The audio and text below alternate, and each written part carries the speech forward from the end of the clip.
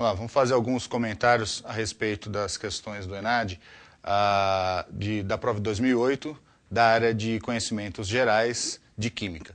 As questões que eu selecionei para serem comentadas são as questões de número 13, 15, 18, 28 e 34. A primeira questão, número 13, é uma questão que trata da parte de química ambiental a respeito da depleção da camada de ozônio.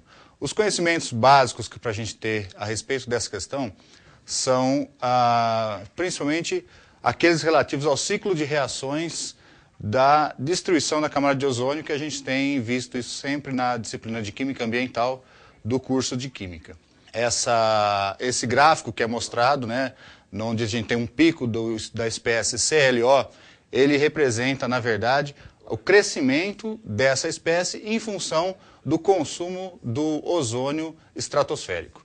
Essa reação ela acontece através da espécie Cl, né, um átomo de cloro livre na estratosfera que reage com uma molécula de ozônio e, consequentemente, forma o oxigênio mais a espécie CLO. Por isso a gente tem esse pico, esse aumento da concentração da espécie CLO nessa determinada faixa onde está o gráfico. Como foi indicado no gabarito, a resposta correta é a espécie atômica Cl, que consome o ozônio estratosférico e, com isso, ele vai reduzindo a camada de ozônio. Por isso que a gente tem tanto problema com os CFCs, né, que são os clorofluorocarbonos, os gases que são empregados ou que eram empregados há algum tempo atrás, nos sistemas de refrigeração, que em função exatamente disso tiveram sua aplicação proibida há alguns anos. A segunda questão, que é a questão 15, ela fala exatamente sobre a mineração, né? Alguns processos de mineração, e usando esse conhecimento, essa informação dos processos de mineração, ela trata sobre o tema dos potenciais padrão de redução de metais.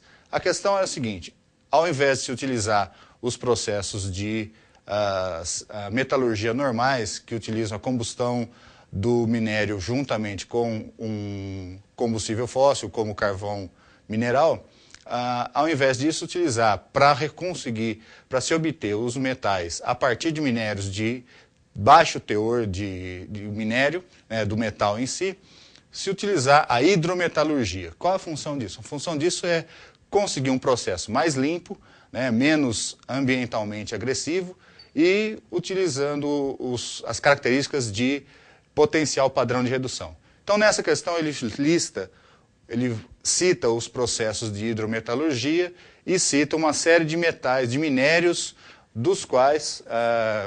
a partir dos quais se propõe ou se pretende fazer a redução dos metais e obtenção dos metais puros. Dentro dessa lista, ele fornece logo em seguida, a questão fornece logo em seguida uma série de valores de potenciais padrão de redução, e o conceito fundamental envolvido nessa questão é o seguinte: descobrir ou entender que os valores maiores de potencial de redução, quanto maior for o valor do potencial de redução, mais fácil esse metal vai ser reduzido frente a uma outra substância. Então, no caso, a hidrometalurgia utiliza como metal redutor algumas raspas de ferro, né, aquele pozinho de ferro para você obter, através de uma reação de óxido-redução, a troca de elétrons e a cessão de elétrons por parte do ferro para um determinado metal e, consequentemente, a redução desse metal a partir do seu minério.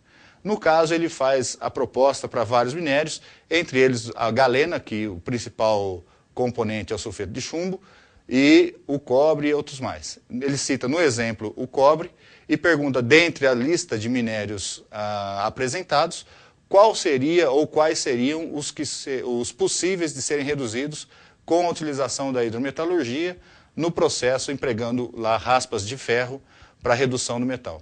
Então, como na tabela apresentada, os únicos metais que têm um potencial de redução maior do que o do ferro são o cobre e o chumbo, a resposta correta é o chumbo para essa questão, porque ele exatamente tem um potencial de redução maior do que o do ferro. Consequentemente, ele vai sofrer redução e o ferro vai ser oxidado.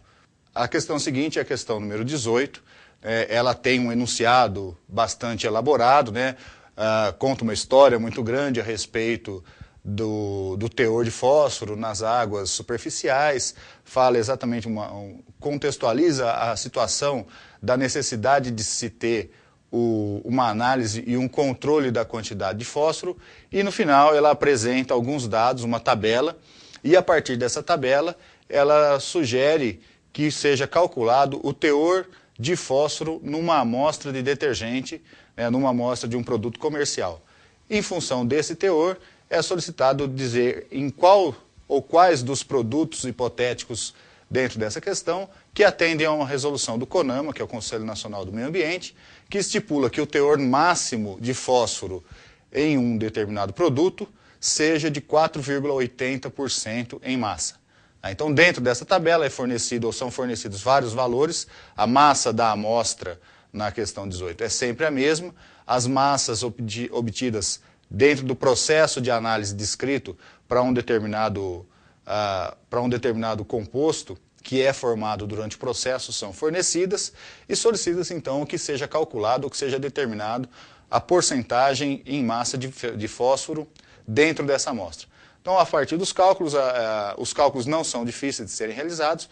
Você tem uma amostra de, se eu não me engano, é o Mg2, P2O7, né?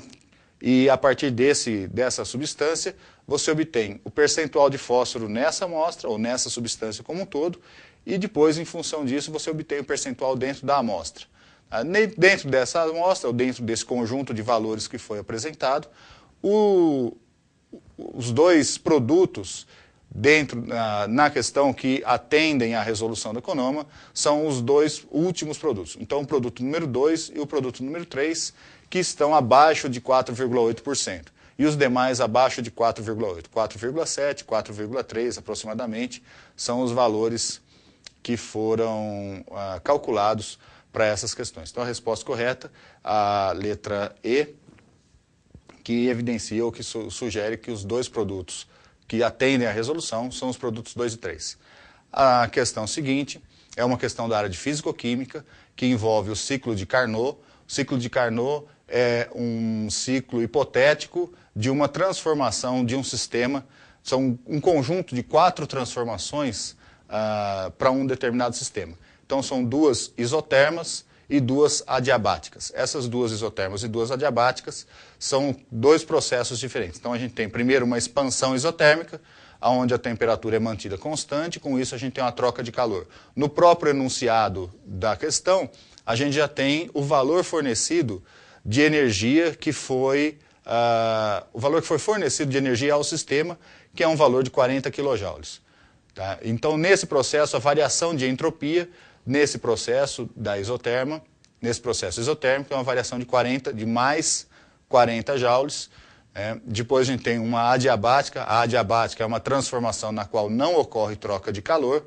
Consequentemente, se não há troca de calor, a entropia, que é dada pela variação da quantidade de calor em função da temperatura, como não há troca de calor, a variação no processo adiabático é sempre, a variação de entropia no processo adiabático é sempre zero.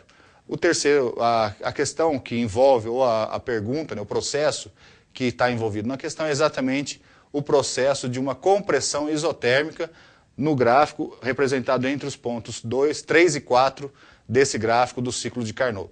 Então, o que acontece? A gente tem uma compressão isotérmica do sistema.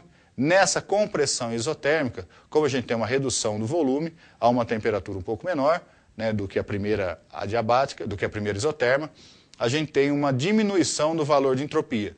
Toda redução de volume é acompanhada de uma redução da entropia do sistema.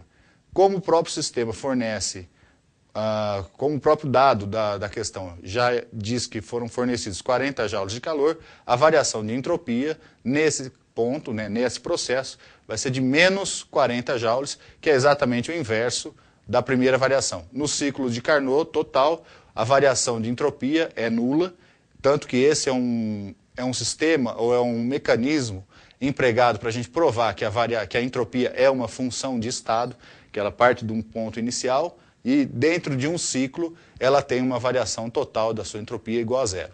Então, nesse ponto, a apresentar o valor representado aí como valor verdadeiro para essa questão, seria o valor de menos 40 joules, que é a variação de entropia. Por quê? Porque é o ciclo de Carnot, né, o primeiro processo, um processo isotérmico, que tem um aumento de entropia, porque eu tenho uma expansão isotérmica.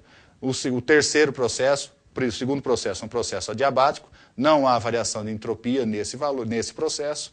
O terceiro processo é um processo isotérmico, uma compressão isotérmica.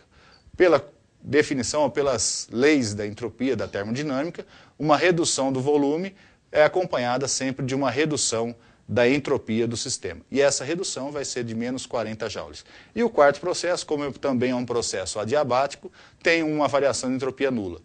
Na soma de todos os processos, a variação total da entropia é nula, o que pode gerar uma certa confusão, com a letra C da questão, que apresenta um valor de zero para a entropia. Se a questão fosse calcular ou determinar qual é a variação total de entropia do sistema, seria sem problema. O valor é zero, ciclo de Carnot, sempre a variação de entropia total é nula. Como no caso ele pede especificamente na etapa 3, que é entre os pontos 3 e 4 do meu gráfico, a variação de entropia vai ser de menos 40 joules para esse processo. E a última questão que vai ser comentada dessa prova é uma questão que também envolve alguns conceitos de química ambiental e basicamente é uma questão de cálculo estequiométrico, porque ela fala sobre o teor de oxigênio de um corpo de água, e esse teor de oxigênio são apresentadas 5 argumentações de pessoas diferentes na questão a respeito da quantidade de oxigênio que está presente nessa água. A questão correta, a resposta correta seria da quarta pessoa, do quarto interlocutor dentro, da quarta proposta dentro dessa questão, que diz que a água não tem um consumo, uma quantidade de oxigênio suficiente para degradar a matéria orgânica e ainda assim manter a vida no sistema aquático. Por quê? Porque a questão apresenta como um teor de oxigênio na água em análise em torno de 5 ppm, ou 5 miligramas por quilograma. A quantidade de matéria orgânica presente é de 5,8 ou 3,2 miligramas de matéria orgânica por 100 mililitros de amostra. Com isso, a quantidade de oxigênio, como a quantidade de oxigênio é de 5 miligramas por litro, e na questão a gente tem uma afirmação dizendo que em 100 mililitros da amostra de água foram encontrados 3,2 miligramas, a gente tem um total de 32 miligramas de matéria orgânica por litro de amostra, ou por litro de água, nesse caso. Como a quantidade de oxigênio é de 5 miligramas de oxigênio por litro, a quantidade de oxigênio não é suficiente para produzir a degradação da matéria orgânica, para realizar a demanda bioquímica de oxigênio, que é uma das análises de água, e manter ainda assim uma quantidade de oxigênio dissolvida suficiente para sustentar a vida nesse sistema. É uma questão simples porque o cálculo, a relação estequiométrica entre a quantidade de matéria orgânica a ser consumida e a quantidade de oxigênio presente na água é uma relação de 1 para 1.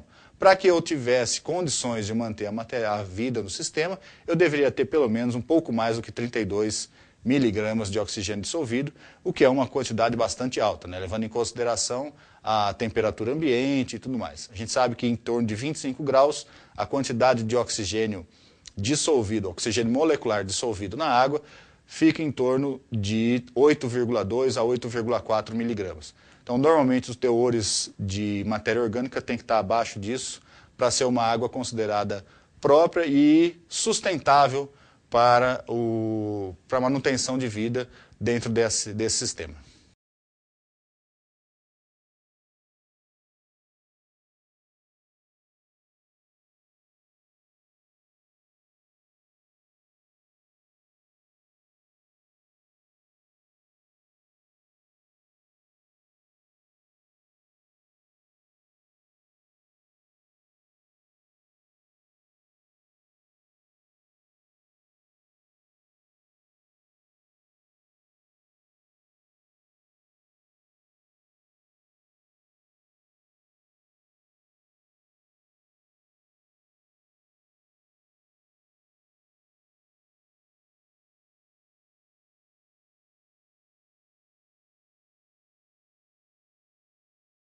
aborda as questões previstas nos parâmetros curriculares nacionais. É necessário, para tanto, uma releitura da LDB de 96 e dos parâmetros curriculares de 99, PCN+, de 2002 e das orientações curriculares para o ensino médio de 2006, específico da área de ciências da natureza, matemática e suas tecnologias. As abordagens do conhecimento químico contemplam o fenomenológico, o teórico e o representacional.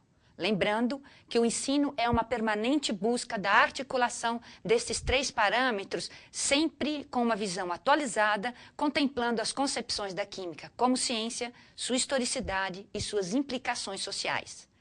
Para um bom desempenho no ENAD, é necessário uma releitura crítica dos documentos referentes ao ensino médio, trabalhados nas diferentes disciplinas cursadas, fazer uma boa leitura dos quadros 1 e 2 que se encontram nas orientações curriculares de 2006, lembrando que estamos na busca de uma formação integral e integradora.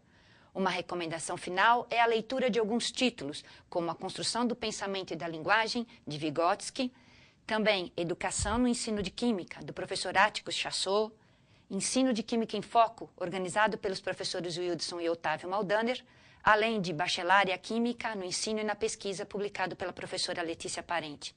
Didática da Química, Fundamentos e Práticas para o Ensino Médio é importantíssimo nesse momento, publicado pelo professor Murilo. Outra recomendação é a elaboração de resenhas críticas de diferentes artigos para serem discutidos com seus professores. Da Química Nova na Escola, nós destacamos conceitos científicos em destaque, inclusive citado nas orientações curriculares de 2006, Química e Sociedade, Atualidades em Química e, na revista Química Nova, a seção Educação.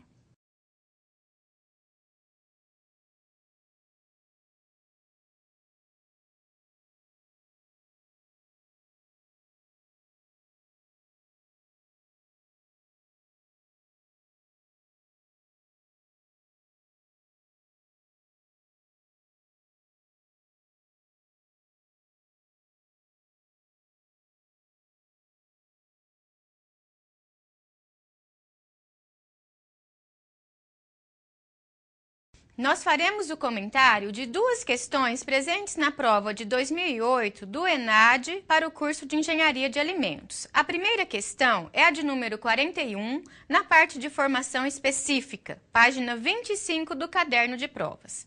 Diz o enunciado: na indústria de alimentos são utilizados processos que aumentam a vida útil dos produtos. Pergunta-se: quais dos processos utilizam a aplicação de calor como forma de conservação? Letra A, membrana e irradiação. Não é a resposta correta, porque irradiação é um método não térmico de processamento, ou seja, não utiliza calor. Letra B, alta pressão e campos elétricos pulsantes. Esta também não é a alternativa correta, porque alta pressão é outro método não térmico, ou seja, não utiliza calor. Letra C, pasteurização e esterilização. Esta é a alternativa correta, porque tanto pasteurização quanto esterilização utilizam calor, elevadas temperaturas, para destruir micro-organismos presentes no alimento e assim conservá-lo. Letra D, defumação e congelamento. Não é a alternativa correta, porque congelamento retira calor do alimento, ao contrário do que pede o enunciado. E letra E, liofilização e radiações eletromagnéticas. Também não é a alternativa correta, porque o método de liofilização retira calor do alimento, congelando-o inicialmente e depois promove a desidratação desse produto por sublimação, quando a água passa do estado físico sólido direto para o estado físico vapor, em baixas temperaturas. Portanto, a alternativa correta é a letra C. A segunda questão que nós vamos comentar é a questão de número 43. Diz o enunciado: como regra geral, as vitaminas são divididas pela sua solubilidade em hidrossolúveis e lipossolúveis. Considerando as estruturas das vitaminas apresentadas, qual delas é a lipossolúvel? Letra A, C. Letra B, vitamina A. Letra C, ácido fólico. Letra D, tiamina. E letra E, riboflavina. O caderno de provas traz as estruturas moleculares de cada uma destas vitaminas. A vitamina C, a vitamina A, o ácido fólico, a tiamina e a riboflavina. Conforme nos é apresentado nas disciplinas de bioquímica e nutrição, a vitamina A é uma vitamina lipossolúvel e de todas as que foram apresentadas, esta é a única que combina com o que foi pedido. Portanto, a resposta certa é a letra B de bola, vitamina A.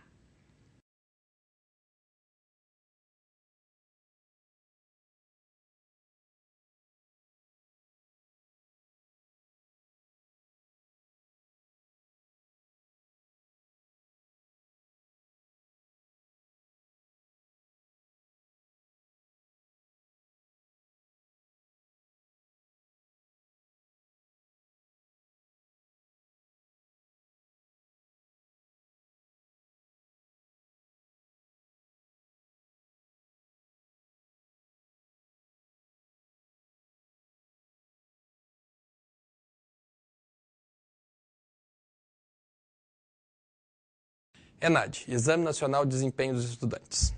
O curso de Arquitetura e Urbanismo será submetido este ano ao ENAD. A prova acontecerá no dia 6 de novembro, às 13 horas. Esta é a terceira vez que nosso curso passará por esta avaliação, que já ocorreu em 2005 e 2008. Neste ano, todos os alunos com matrícula 2011 foram inscritos como ingressantes e serão excepcionalmente dispensados da prova. Farão o ENAD como concluintes aqueles com expectativa de se graduar em 2011 e também quem já tenha integralizado mais de 80% da matriz curricular. Cabe lembrar que o ENAD é componente curricular obrigatório e deve, portanto, aparecer no histórico do aluno. O não comparecimento à prova gera uma situação de irregularidade, impedindo a colação de grau do estudante. Depois de uma enorme polêmica inicial, essa modalidade de avaliação dos cursos superiores acabou se consolidando. Apesar das limitações de uma prova teórica em aferir conhecimentos práticos essenciais de nossa profissão, como a capacidade de projetar e planejar, diversas das questões apresentadas nessas duas últimas provas conseguem exigir do aluno tais conhecimentos. Desse modo, o ENAD tornou-se uma interessante forma de avaliar os conhecimentos adquiridos durante o curso. As provas anteriores apresentaram 10 questões sobre formação geral, sendo na primeira, em 2005, 7 questões de múltipla escolha e 3 discursivas, e na segunda, em 2008, 8 questões de múltipla escolha e 2 discursivas. Essas questões abordaram principalmente temas relevantes da atualidade. Em relação ao componente específico, nas duas ocasiões foram colocadas 27 questões de múltipla escolha e 3 discursivas. Percebe-se que essas questões são bem abrangentes, abordando praticamente todos os conteúdos presentes na matriz curricular: teoria e história da arquitetura e do urbanismo, projeto e planejamento arquitetônico, urbano e paisagístico, além de tecnologia. Em ambas as provas, foram recorrentes e frequentes questões sobre planejamento urbano, com discussões sobre o Estatuto das Cidades e diretrizes para este planejamento urbano. Também estrutura, muitas vezes com estudos de casos reais, onde o aluno deve responder sobre o funcionamento de determinado sistema estrutural. Destacam-se também temas como conforto ambiental, restauro, teoria e projeto, repertório, ou seja, capacidade de reconhecer determinada obra arquitetônica de relevância, e também algumas questões de fundamentação, particularmente de representação arquitetônica. Nos anos anteriores, após a prova, o aluno deveria responder o questionário do estudante, ou questionário socioeconômico, com mais de 100 perguntas sobre o seu perfil, sobre a instituição e sobre o curso. Depois de fazer uma prova de quase 4 horas, muitas vezes o aluno não respondia com a atenção necessária a tal questionário, que é fundamental para a avaliação do curso e da instituição. Assim, em 2011, o questionário do estudante será respondido eletronicamente, por meio de página da internet, www.inep.gov.br, durante o período de 7 de outubro a 6 de novembro. Devido à obrigatoriedade de respostas ao questionário, o concluinte selecionado para participar do ENAD 2011 conhecerá a informação sobre seu local de prova após o preenchimento desse questionário do estudante, momento em que será permitida a impressão do cartão de informação. A coordenação do curso de Arquitetura e Urbanismo, junto com a Pró-Reitoria de Graduação, promoverá até o dia da prova ações de divulgação e discussão com os participantes do ENAD. Fiquem atentos e boa prova!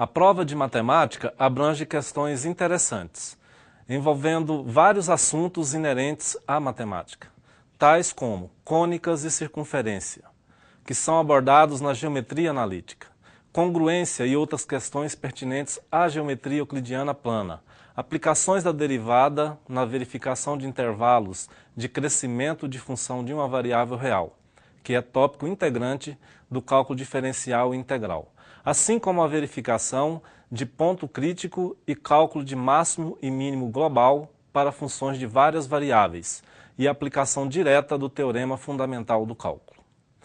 Integra também a prova de matemática questões envolvendo assuntos de álgebra e álgebra linear, tais como sistemas de equações lineares e transformações lineares.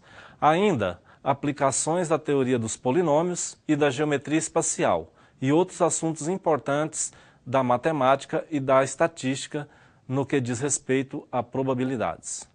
Por tudo isso, a prova de matemática é muito abrangente e também muito interessante, uma vez que explorou e certamente continuará explorando assuntos pertinentes à matemática e que são diretamente abordados nos cursos oferecidos pela PUC Goiás, nas áreas de conhecimento das ciências exatas.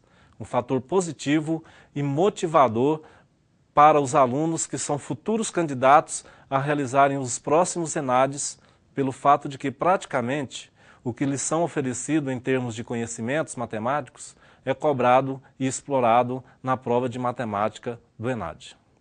Desta forma, analisando a prova de matemática, o aluno perceberá e entenderá que, dedicando ao seu curso, interessando-se pelas informações relativas a cada disciplina, estará, ao mesmo tempo, preparando-se para uma vida profissional cheia de sucessos, obtendo condições para efetuar uma boa prova no ENAD, e ainda que existe uma perfeita sintonia entre o ensinar a aprender e o aprender.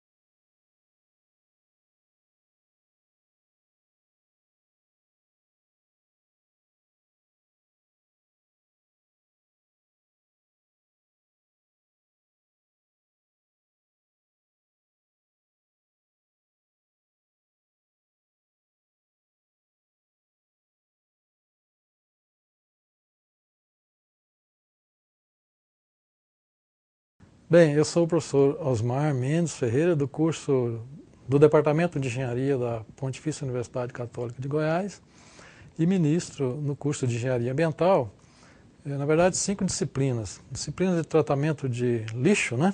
Resíduos sólidos urbanos, lixo industrial, a disciplina de tratamento de águas residuárias, ou conhecida como esgoto, módulo 1 e módulo 2, e também na orientação acadêmica dos trabalhos de conclusão de curso 1 e 2 também, né? Então, 5 disciplinas, a gente está sempre em contato com os alunos que estão terminando o curso e aí a gente chama atenção para o empenho, né, a dedicação de todos na participação efetiva nesse ENAD deste ano, onde nossos acadêmicos irão demonstrar o seu todo conhecimento no curso.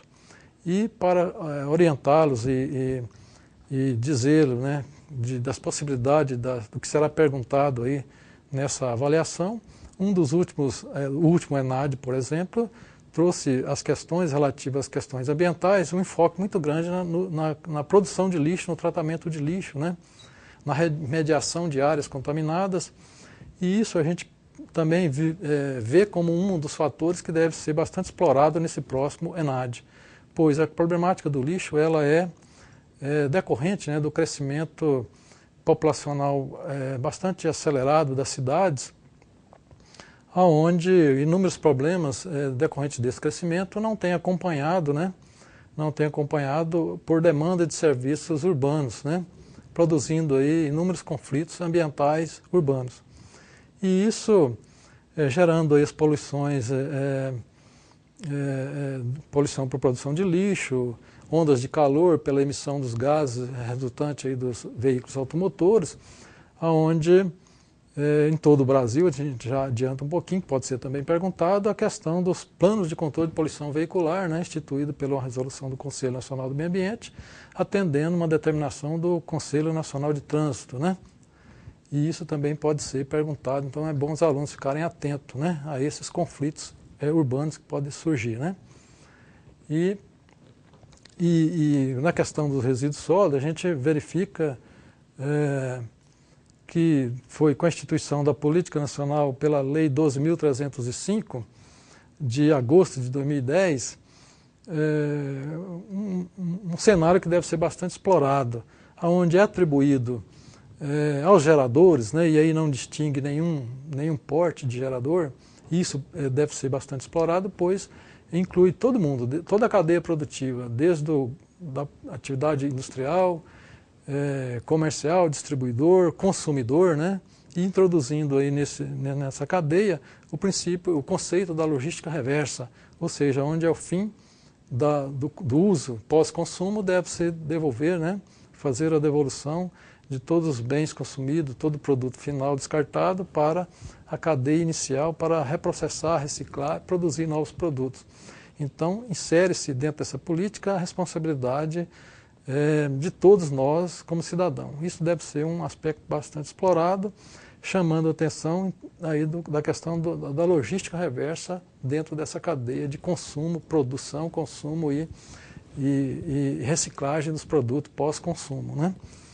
E também chama atenção nesse aspecto a questão do licenciamento ambiental, que também foi explorado no último ENAD, onde a gente tem lá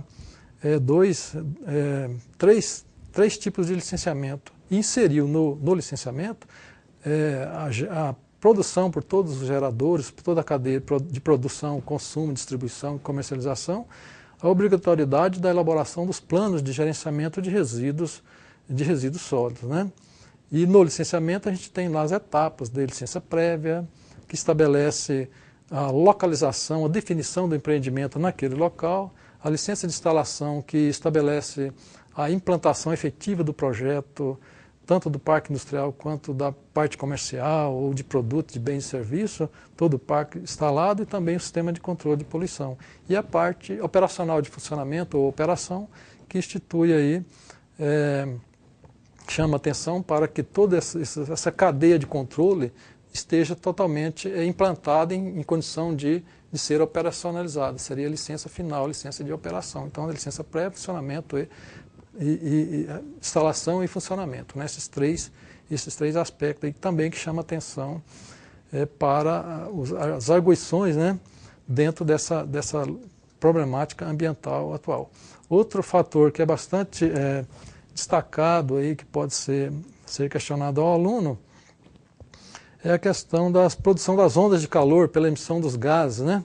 Dos gases de efeito estufa, aonde nos cenários urbanos com grande concentração veicular e emissão dos gases de efeito estufa, contribui bastante para a criação das zonas de calor em todos os núcleos urbanos de grande porte, né? Também pode ser bastante questionado. É bom o aluno ficar atento a essas questões também climatológicas, né? Os fenômenos naturais decorrentes de desastres ambientais, né, são os fenômenos aleatórios que ocorrem sob forma de episódio, que também pode chamar atenção, né, para o avaliador, onde colocar questões relacionadas à interferência do homem com o meio ambiente, né?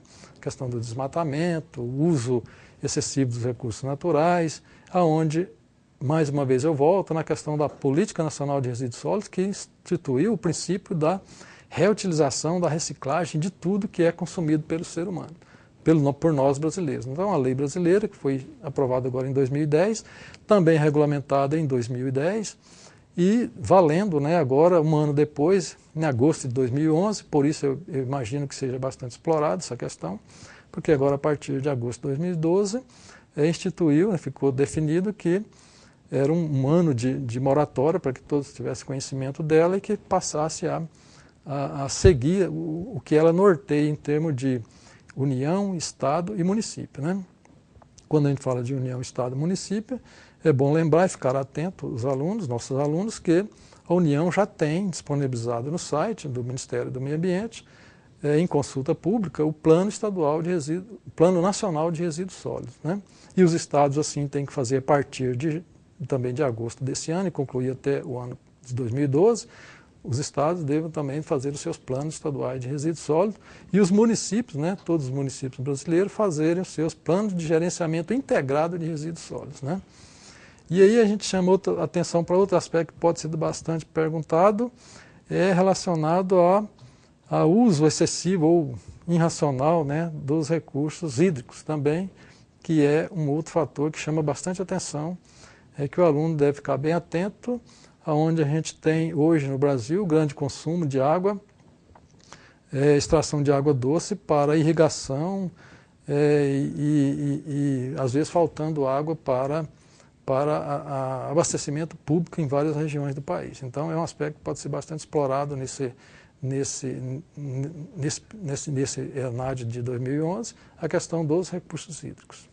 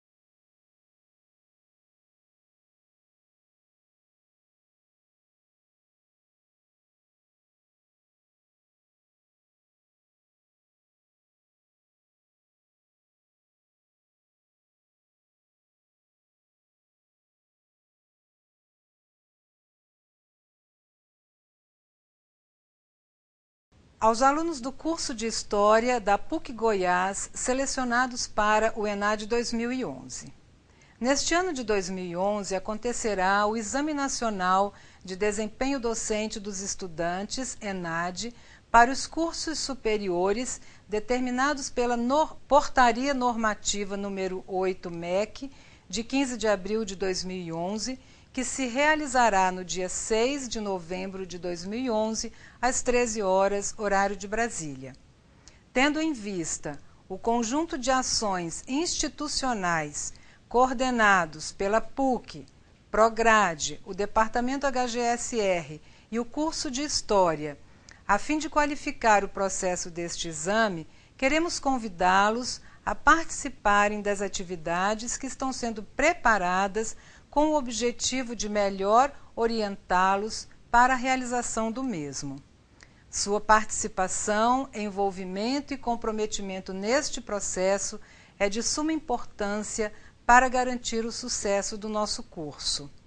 Lembramos que o ENAD é um componente curricular obrigatório dos cursos superiores e consta do histórico escolar de todos os estudantes selecionados para fazer a prova. Mais ainda, reafirmamos a importância deste exame como um processo avaliativo que qualificará ainda mais o curso de História e contribuirá para a excelência da sua formação profissional. Contamos com o seu empenho e participação.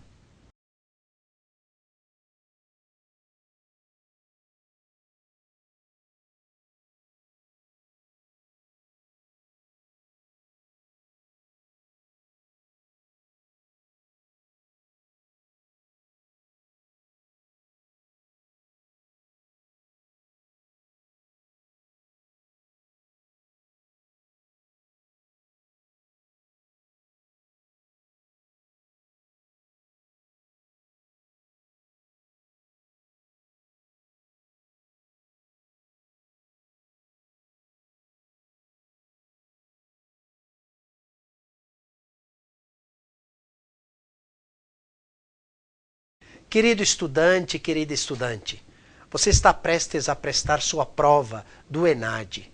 Que momento tão importante e tão especial. Importante para você, que terá uma avaliação externa sobre tudo aquilo que estudou ao longo de anos na universidade. Importante para a sua universidade, o seu curso, onde vai deixar sua marca, sua competência, seu desempenho, melhorando o desempenho de avaliação do conjunto dos estudantes que integram o seu curso. Importante para toda a sociedade, porque da boa avaliação e da boa aprendizagem também o bom desempenho profissional. E tanta gente vai ser beneficiada com a sua qualificação, com tudo aquilo que você estudou.